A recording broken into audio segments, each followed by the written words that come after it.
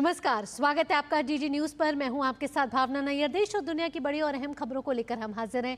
शुरुआत करते हैं न्यूज 10 की टॉप हेडलाइंस के साथ।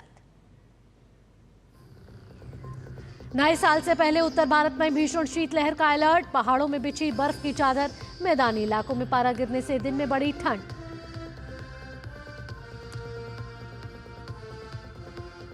नए साल के जश्न को लेकर दिल्ली और मुंबई समेत देश भर में सुरक्षा के कड़े इंतजाम।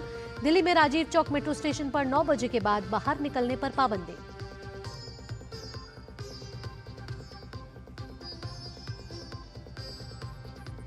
प्रयागराज में होने वाले महाकुंभ के लिए तैयारियां जोरों पर। मुख्यमंत्री योगी आदित्यनाथ आज फिर तैयारियों का लेंगे जायजा।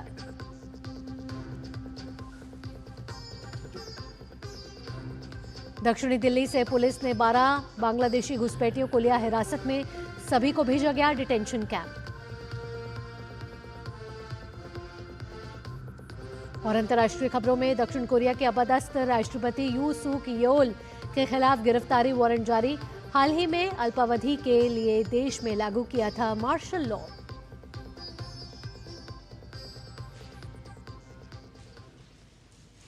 और न्यूज़ 10 में इन टॉप हेडलाइंस के बाद अब खबरें विस्तार से और बताते हैं आपको। सबसे पहले मौसम का हाल। राजधानी दिल्ली समेत उत्तर भारत के कई राज्य इस समय भीषण ठंड की चपेट में हैं। पहाड़ों पर हो रही बर्फबारी के चलते मैदानी इलाकों में तापमान तेजी से गिरा है। नए साल की शुरुआत में भी ठंड का असर कम होने की संभावना नहीं है।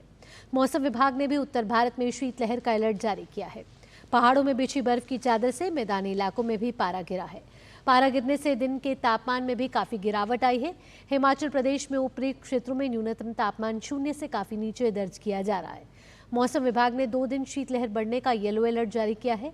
इसके साथ ही जम्मू कश्मीर, लद्दाख, गिलगित बाल्टिस्तान और मुजफ्फराबाद में आज ठंड बढ़ने और शीतलहर का अनुमान व्यक्त किया गया है। पश्चिमी उत्तर प्रदेश, हरियाणा और चंडीगढ़ में भी आज शीतलहर चलने की संभावना है।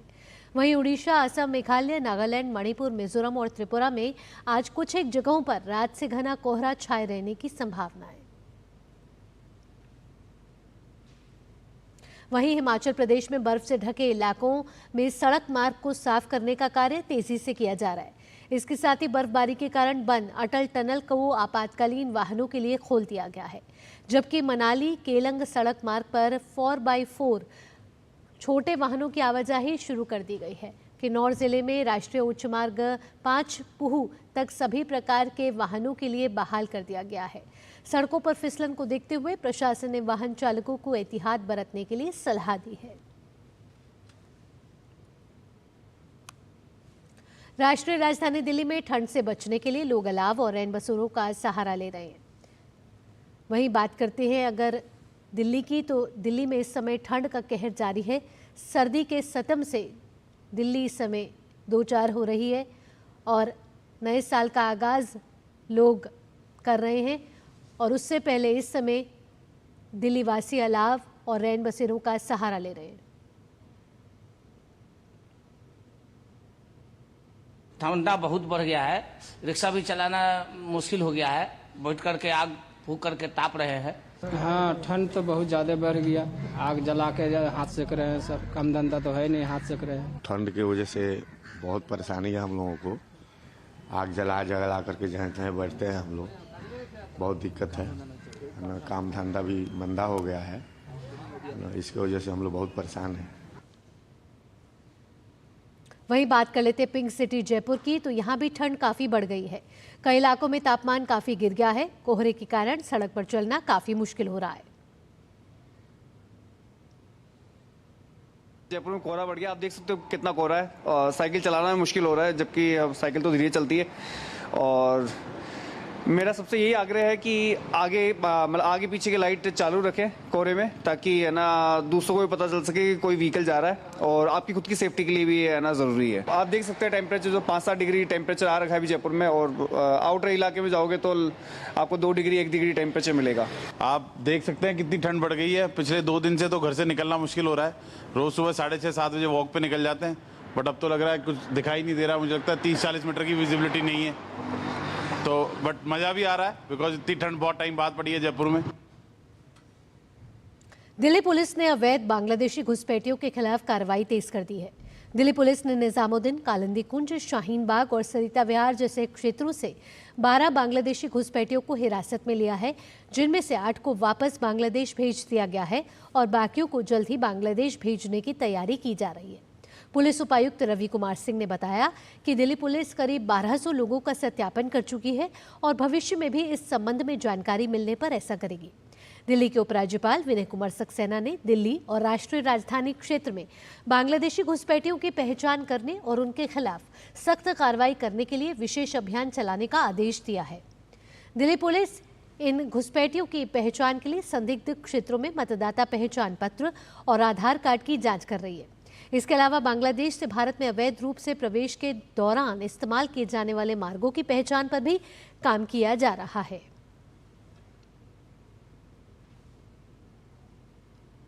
हमें 2 कंप्लेंट ओखला कंस्टिट्यूंसी के जो इलेक्टोरल रजिस्ट्रेशन ऑफिसर हैं उनसे मिली, जिसमें टोटल 8 लोगों के अगेंस्ट में कंप्लेंट दी गई थी, जिसमें 2 FIR में 4 लोगों के अगेंस्ट में की गई हैं और इसमें हमने तफ्तीश स्टार्ट की और अभी तक 6 लोगों को पकड़ लिया है। 6 में से 2 लोग जो हैं हमारे मिडल मैन हैं, एक हमारा जो है साइबर कैफ़े का ओनर है और बाकी 3 लोग जो हैं अभियुक्त वो पहली FIR में उनको हम लोगों ने गिरफ्तार किया है। इन तीनों ने जो है अपना बिजली का बिल फर्जी तरीके से सबमिट करवाया था, जो कि साइबर कैफ़े ओनर के मदद से जो है इन्होंने किसी और का बिल अपने नाम पे करवा के वोटर ID के लिए अप्लाई किया था। देश और दुनिया में नए साल का आगाज होने जा रहा है और नए साल के जश्न से पहले राजधानी दिल्ली समेत मुंबई और देश के अन्य मुख्य शहरों में सुरक्षा व्यवस्था कड़ी कर दी गई है। दिल्ली के विभिन्न जगहों पर पुलिस द्वारा चेकिंग अभियान चलाया जा रहा है। वहीं सुरक्षा को मजबूत करने के लिए दिल्ली पुलिस AI तकनीक का इस्तेमाल करने की तैयारी में है। ऐसा इसलिए ताकि नए साल का जश्न पर मनाए जाने वाले में किसी तरह का कोई खलल या फिर अप्रिय घटना ना हो। 10 से 11 CAPF की कंपनियाँ होंगी, 47 के लगभग हम पिकेट्स लगाएंगे, 40 के लगभग मोटरसाइकिल पेट्रोलिंग होंगी और उतने ही हमारी फुट पेट्रोलिंग की टीम्स भी होंगी। हम लगभग इसके अंदर 700 to 800 का लोकल स्टाफ लगाएंगे CAPF के अलावा। हमारा अरेंजमेंट सिर्फ 31st को नहीं, 1st को भी होता है, क्योंकि 1st को भी ये देखा गया है कि लोग काफ़ी ज़्यादा संख्या में इंडिया गेट, कनॉट प्लेस ऐसी जगहों पर आते हैं। उसके अलावा हमने कुछ स्पेशलाइज्ड व्हीकल्स भी तैयार किए हैं, अराउंड 15 के लगभग स्पेशलाइज्ड व्हीकल्स हैं जो ओपन पेट्रोलिंग करेंगे इसके अंदर। They are specialised now for the new year only. उसके अलावा हमने जो जितनी हमारी मोटरसाइकिल और गाड़ियां हैं उनके सबके अंदर GPS लगाया हुआ है, उनकी स्पेशल मॉनिटरिंग भी की जाएगी, उनकी जियो फेंसिंग करा के कि वो अपने एरिया में डेडिकेटेड पेट्रोलिंग करें। ट्रैफिक के साथ मिलके हमने काफ़ी एल्कोमीटर के साथ में ड्रंक एंड ड्राइविंग के ऊपर भी स्ट्रिक्ट करके हमने कंबाइंड पिकेट्स लगाई हैं। मुंबई और आसपास के इलाकों में चप्पे चप्पे पर पुलिस इस समय तैनात की गई है और साथ ही लोगों से कानून और नियमों का पालन करते हुए उत्सव के दौरान जिम्मेदार बने रहने का आग्रह किया गया है। होटल मालिकों ने भी खास तैयारी की है, जिसके तहत शराब परोसते वक्त आयु की जांच करने के लिए ID कार्ड चेक करने और शराब पी चुके लोगों के लिए किराए का ड्राइवर मुहैया कराने की योजना बनाई हुई है। वेस्टर्न रेलवे स्पेशल ट्रेन चलाने वाली है, उस वजह से जो लोग आएंगे वो उसी जगह पे रुकने के बजाय वो वापस वहाँ से निकलते जाएंगे, ड्रेन आउट होते जाएंगे और वहाँ पे ज़्यादा भीड़ ना हो इसकी कोशिश की जाएगी। जो CCTV है वो CCTV का मॉनिटरिंग जो है आजकल अगर जहाँ घटना होती है वहाँ के CCTV यूजुअली देखे जाते हैं और उसका फीड लिया जाता है, लेकिन 31st को हमारी जो टीम है GRP और RPF उसको लाइव मॉनिटर करेगी। तो जहाँ पे स्पेशली एक्सेस पॉइंट्स है, जहाँ पे ज़्यादा रश हो रही है, वहाँ पे CCTV से नजर रहेगी और कुछ भी दिखेगा या कुछ गलत मतलब गतिविधि हो रही है तो उसको इमीडिएटली कंट्रोल रूम के जरिए वहाँ पे बताया जाएगा। गुजरात में भी पुलिस नए साल के जश्न को लेकर काफी सतर्क है। सूरत की DCP हेतल पटेल ने बताया कि पिछले 1 हफ्ते से हमारी तैयारियां चल रही हैं, जिसमें वाहन चेकिंग भी की जा रही है, ड्रोन से भी निगरानी की जा रही है। पिछले एक सप्ताह से हमारी तैयारियां चल रही हैं, जिसमें व्हीकल चेकिंग भी चल रहा है, ब्रेथ एनालाइजर का यूज़ कर रहे हैं, ड्रग्स नारकोटिक्स जो किट है उसका भी यूज़ कर रहे हैं, ड्रोन से सर्वेलेंस करना अभी जारी है, और ख़ास करके जहाँ जहाँ सेलिब्रेशन होने वाला है उनके सेलिब्रेशन के लिए जो भी ज़रूरी है वो कागजात, उनकी एनओसी लेने का काम चल रहा है। उनको लाइसेंस देने के बाद ही वो ऐसे बड़े इवेंट को परफॉर्म कर पाएंगे। खास करके हमारे पास 4 SRP कंपनी है, तो उसको तैनात करेंगे। ट्रैफिक की समस्या खास रहती है, तो उसके कारण हमने 600 से ज़्यादा हमारे TRB ट्रैफिक जवान ब्रिगेड्स हैं उनको यूज़ में लाएंगे, एंड 1000 से ज़्यादा ट्रैफिक पुलिस जो है वो भी सड़कों पे रहेगी। सारे सीनियर ऑफिसर्स के साथ हमारी क्राइम ब्रांच एंड हमारे स्पेशल ऑपरेशन ग्रुप भी तैनात रहेंगे। कश्मीर के पुंछ में भी नए साल के जश्न के लिए सुरक्षा के कड़े इंतजाम किए गए हैं। बताया जा रहा है कि पीर पंजाल के पहाड़ों पर हुई ताज़ा बर्फबारी के बीच आतंकी घुसपैठ की कोशिश कर सकते हैं, जिसे देखते हुए पुंछ में नियंत्रण रेखा से सटे क्षेत्रों में सुरक्षा बलों ने गश्त बढ़ा दी है। उत्तर प्रदेश पुलिस ने भी नए साल को लेकर काफी कड़ी सुरक्षा व्यवस्था की है। लखनऊ के पुलिस कमिश्नर अमरेंद्र कुमार सेंगर ने बताया कि वाहनों की जांच की जा रही है। हम लोग जो हमारा रनअप है नए वर्ष के लिए, उसके दौरान विभिन्न प्रकार के चेकिंग अभियान चला रहे हैं, चाहे हमारे वाहन के हों, जितने भी सराय हैं, धर्मशाला हैं, होटल हैं, जितने भी ऐसे स्थान हैं जहां पे काफ़ी संख्या में फुटफॉल होता है, वहां पे लगातार चेकिंग चल रही है। और साथ ही साथ हॉटस्पॉट्स हम लोगों ने आइडेंटिफाई किए हैं, कहाँ पे ट्रैफिक एक्सीडेंट्स होते रहे हैं, कहाँ पे महिला संबंधी अपराध होते रहे हैं, कहाँ पे ट्रैफिक एक्सीडेंट्स वगैरह होते रहते हैं, तो वहाँ पे विशेष हम लोगों की डिप्लॉयमेंट रहेगी। जितने भी हमारे पुलिसकर्मी हैं सारे के सारे पूरे जिले भर में ऑन द रोड्स रहेंगे। नए साल के मौके पर ओडिशा में सुरक्षा व्यवस्था को लेकर डीजीपी योगेश बहादुर खुरानिया ने बताया कि राज्य में कानून व्यवस्था बनाए रखने के लिए पुलिस सड़कों पर तैनात है। 2024 is coming to an end. People are in a festive mood. Police throughout the state will be out in strength on the roads for maintenance of law and order, and in particular at places of interest, tourist interest in the state. Large number of people visit Puri on 31st December and 1st of January, for which required manpower has been made available to District Police Puri. Required arrangements have been put in place. Regulation of traffic from all directions have been made. तो देश और दुनिया में नए साल का आगाज होने जा रहा है। लोग नए साल के जश्न की तैयारियों में जुटे हुए हैं। ऐसे में पुलिस भी सुरक्षा व्यवस्था के साथ कड़ी निगरानी रखे हुए। कैसी है सुरक्षा व्यवस्था राजधानी दिल्ली में, इस पर अधिक जानकारी के साथ हमारे संवाददाता इस समय हमारे साथ जुड़ गए हैं, मुकेश शुक्ला। आइए उनसे ताज़ा जानकारी ले लेते हैं। मुकेश, आपसे पूछना चाहेंगे कि नए साल के सेलिब्रेशन में कोई खलल ना पड़े, कोई रोक ना पड़े, ऐसे में दिल्ली पुलिस सतर्क होकर आगे चल रही है। एआई की सहारा लेने की भी तैयारी की जा रही है। दिल्ली पुलिस ने एडवाइजरी जारी की है वाहनों में को सुचारू रूप से चलने दिया जाए। ऐसे में कई पुलिसकर्मियों को तैनात किया गया है। कितनी टीमें यहाँ बनाई गई है? ऐसे में डीएमआरसी ने भी कुछ नियमों में बदलाव किया है। क्या है ताज़ा अपडेट, विस्तृत से बताइए।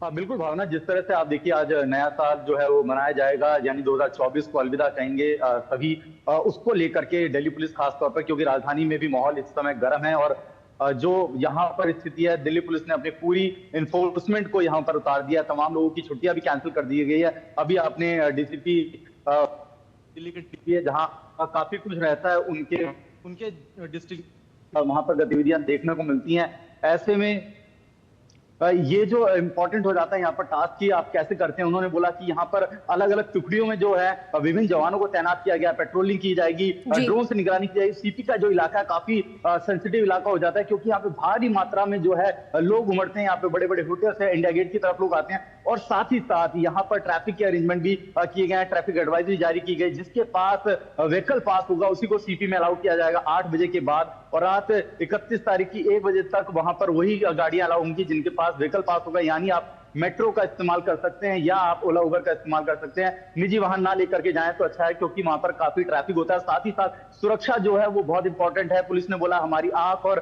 कान बनने का आप काम करें। अगर आपको कोई भी संदिग्ध व्यक्ति या लावारिस वस्तु मिलती है उसकी तुरंत सूचना 112 पे दें। और क्योंकि नया साल है, लोगों में उत्साह है, जोश होगा, पूरे देशवासी इसका बेसब्री से इंतजार करें। बस कुछ ही घंटों बाद हम नए साल के आगाज में पहुंचेंगे, 2025 की शुरुआत होगी। ऐसे में तमाम तैयारियां, सीसीटीवी कैमरे इंस्टॉल किए गए हैं, कर्तव्य पथ से लेकर के इंडिया गेट तक ड्रोन से भी निगरानी की गई है। और साथ ही साथ विभिन्न इलाकों में, महरौली आप देख लीजिए, साउथ दिल्ली देख लीजिए, वहां पे भी काफी हलचल देखने को मिलती है, क्योंकि वहां पे भी काफी सारे रेस्टोरेंट बार हैं जहां पर वो लोग अपनी अपनी टुकड़ियों में, और स्पेशल जो एआई की आप बात करें, एआई एक ऐसा इंटेलिजेंस वो लेकर के आए हैं जिससे वो फेस रिएक्शन वहां पर चेक करते हैं और उसके बाद वो आइडेंटिफाई करते हैं कि कोई ऐसा संदिग्ध व्यक्ति तो नहीं है जो भीड़ में आकर के किसी गलत गतिविधि में शामिल हो या माहौल खराब करने की कोशिश करे। ट्रैफिक पुलिस, दिल्ली पुलिस और तमाम जो सुरक्षा बल की अन्य टुकड़ियां हैं उनको भी यहाँ पर इस्तेमाल किया जाएगा। मार्केट में जो है वो पूरी की पूरी फ्लैग मार्चिंग की जा रही है। चाहे आप पुरानी दिल्ली के इलाकों में देख लिए, पुलिस वहां पर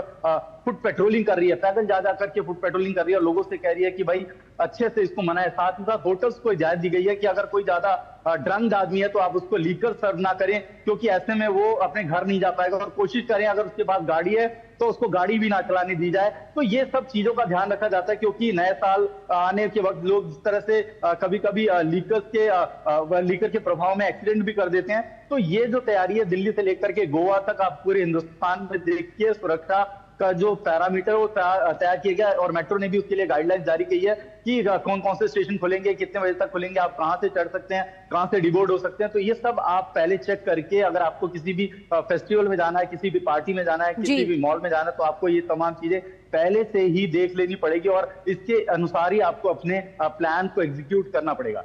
जी मुकेश, इसके साथ नए साल की पूर्व संध्या पर शराब पीकर वाहन चलाने वालों पर भी दिल्ली पुलिस इस समय कड़ी नजर बनाए रखे हुए है और उसके लिए भी अतिरिक्त पुलिस जो है वहां तैनात की गई है। बिल्कुल, ट्रैफिक पुलिस ने भी अपने खासे इंतजाम किए और हमने देखा विभिन्न इलाकों में वो पिकेट्स लगाते हैं, काफी पिकेट्स होती है, काफी स्ट्रिक्टनेस होती है। ड्रंक एंड ड्राइव में गंभीर चालान होते हैं। अगर आप देखिए 31 से लेकर के 1 तक के बीच में, जैसा डीसीपी बता रहे थे कि वो मतलब कई सारे चालान करते हैं और उसके आंकड़े भी बहुत ज्यादा, क्योंकि लोग शराब के नशे में निकल जाते हैं, उनको पता नहीं होता और किसी भी तरह से कई बार आप देखते हैं कि एक्सीडेंट भी देखने को मिलते हैं। तो ये तमाम चीजें ना हो, नागरिक जो है वो सुरक्षा के दायरे में रह करके नया साल मनाए, अपने परिवार के साथ मिलकर के नया साल मनाए। इसको सुनिश्चित करने के लिए दिल्ली पुलिस अपनी ट्रैफिक टीम के साथ रहेगी, पुलिस बल के साथ रहेगी और अलग अलग जगहों पर जो सेंसिटिव एरिया है, जो डार्क स्पॉट है, उन पर भी खासी नजर रहेगी। और जो भी ऐसे संदिग्ध लोग हैं उनका स्केच तैयार किया गया, थानों में उनको डिस्ट्रीब्यूट किया गया और उन पर भी पुलिस ने अपनी नजर रखी हुई है कि किसी तरह की कोई गलत गतिविधि ना हो, माहौल खराब करने की कोशिश ना की जाए। तो ड्रंक एंड ड्राइव को लेकर के तो दिल्ली पुलिस पहले ही सख्त रहती है, चाहे होली हो, दिवाली हो, नया साल हो। ऐसे में किसी को भी पुलिस बख्शने के मूड में नहीं होती है और कोई भी गलत तरीके से पाया जाएगा तो निश्चित तौर पर उन पर कानूनी कार्रवाई की जाएगी। नया साल है, पुलिस भी अपील कर रही है कि शांति से मनाए, अपने लोगों के साथ मिलकर के मनाए, अच्छे से मनाए, क्योंकि खुशी का माहौल है और खुशी के माहौल में कोई भी ऐसी अनहोनी ना हो जाए जो कि दुख में तब्दील हो जाए। तो उसका भी खास ध्यान रखें नागरिक और नए साल के आगाज को बड़े हर्षोल्लास के साथ में। बिल्कुल, तो नए साल का आगाज़ होने वाला है, लोग जश्न की तैयारियों में और इससे पहले दिल्ली पुलिस कड़ी सुरक्षा के साथ, सुरक्षा व्यवस्था के साथ लोगों की सुरक्षा के लिए हाजिर है। ऐसे में कई रूट्स पर निगरानी की जा रही है पुलिस की और पुलिस ने एडवाइजरी भी जारी की है। तो दिल्ली वाले इस बात को गांठ बांध लें कि एडवाइजरी देखे बिना घर से बाहर ना निकले और नए साल का जो सेलिब्रेशन है उसको पूरे जश्न के साथ बनाएं, लेकिन कानून व्यवस्था के साथ। मुकेश, इन तमाम सभी जानकारियों के साथ आपका धन्यवाद। न्यूज़ 10 में वक्त हो चला एक छोटे से ब्रेक के बाद भी खबरों के सिलसिले को जारी रखेंगे। आप देखते रहिए डीडी न्यूज़।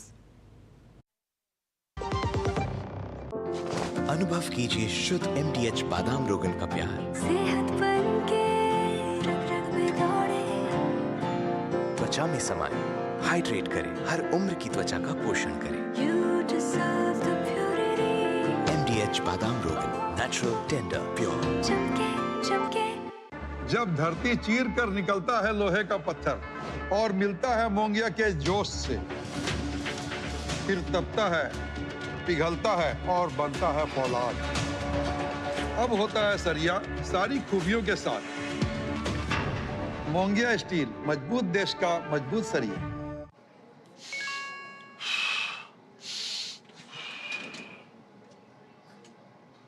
मैसेज आया है कि ऐप डाउनलोड करके इन्वेस्ट कर लो, रातों रात शेयर के भाव डबल हो जाएंगे।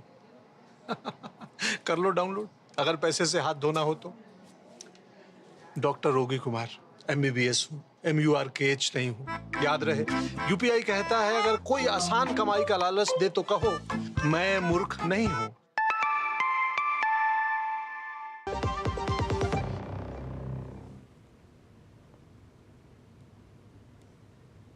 ब्रेक के बाद न्यूज़ 10 में आपका स्वागत। और आइए अब आगे बढ़ते हैं। दिल्ली के उपराज्यपाल VK सक्सेना ने दिल्ली की आम आदमी पार्टी सरकार को आशा कार्यकर्ताओं का मानदेय बढ़ाने और आंगनवाड़ी पर्यवेक्षकों का लंबित वेतन जल्द से जल्द जारी करने की सलाह दी है।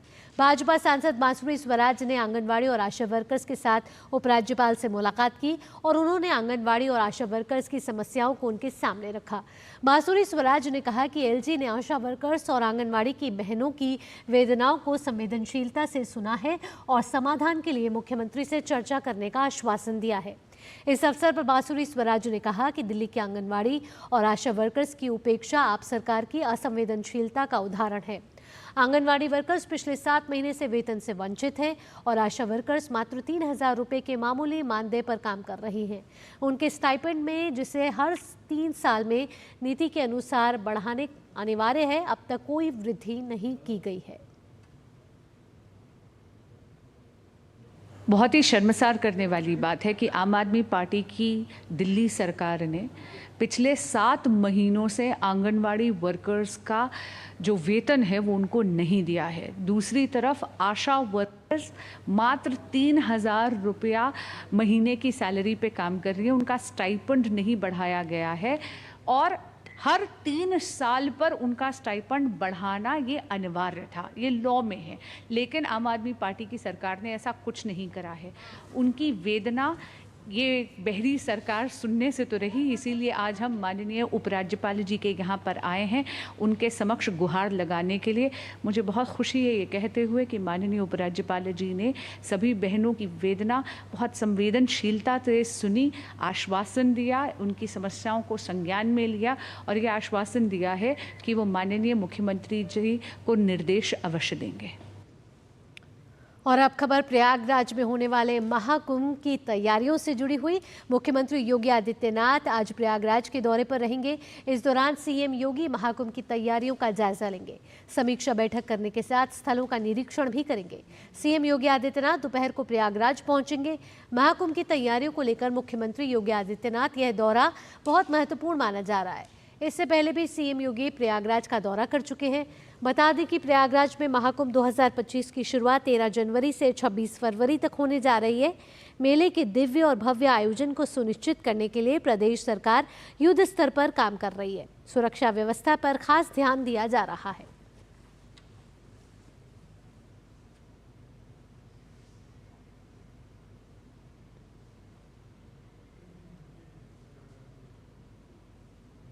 और अब खबर इसरो से जुड़ी हुई। जी हां, कल इसरो ने इतिहास रच दिया है। भारतीय अंतरिक्ष अनुसंधान संगठन इसरो ने कल स्पेडएक्स मिशन को सफलतापूर्वक लॉन्च किया है। इसे लेकर केंद्रीय गृह मंत्री अमित शाह ने बधाई दी है। उन्होंने सोशल मीडिया X वीडियो साझा करते हुए लिखा है कि भारत अंतरिक्ष डॉकिंग में महारत हासिल करने वाला चौथा देश बनने की ओर अग्रसर है। टीम को बधाई। इसरो स्पेडएक्स मिशन के सफल प्रक्षेपण पर बधाई। यह एक शानदार सफलता है जो अंतरिक्ष डॉकिंग तकनीक में भारत के लिए एक नया रास्ता खोलती है और अंतरिक्ष में वैश्विक नेता के रूप में इसकी भूमिका को मजबूत करती है। आगे की यात्रा के लिए हमारे प्रतिभाशाली लोगों को मेरी शुभकामनाएं। यमन की जेल में बंद केरल की नर्स निमिषा प्रिया को फांसी की सजा दी गई। यमन के राष्ट्रपति रशाद मोहम्मद अल अलीमी ने जेल में बंद केरल की नर्स निमिषा प्रिया की फांसी को मंजूरी दे दी है। निमिषा को यमन में हत्या के आरोप में फांसी की सजा सुनाई गई थी। उसे 1 महीने के भीतर फांसी की सजा दिए जाने की संभावना है। मृतक यमनी नागरिक तलाल अब्दो मेहदी के परिवार और उसके कबीले के नेताओं को अपराध को माफ करने के लिए मनाने के प्रयास नाकाम रहे हैं।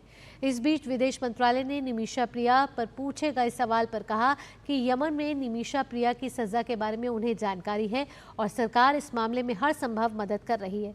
विदेश मंत्रालय के प्रवक्ता रणधीर जायसवाल ने कहा कि प्रिया का परिवार उचित विकल्पों पर विचार कर रहा है।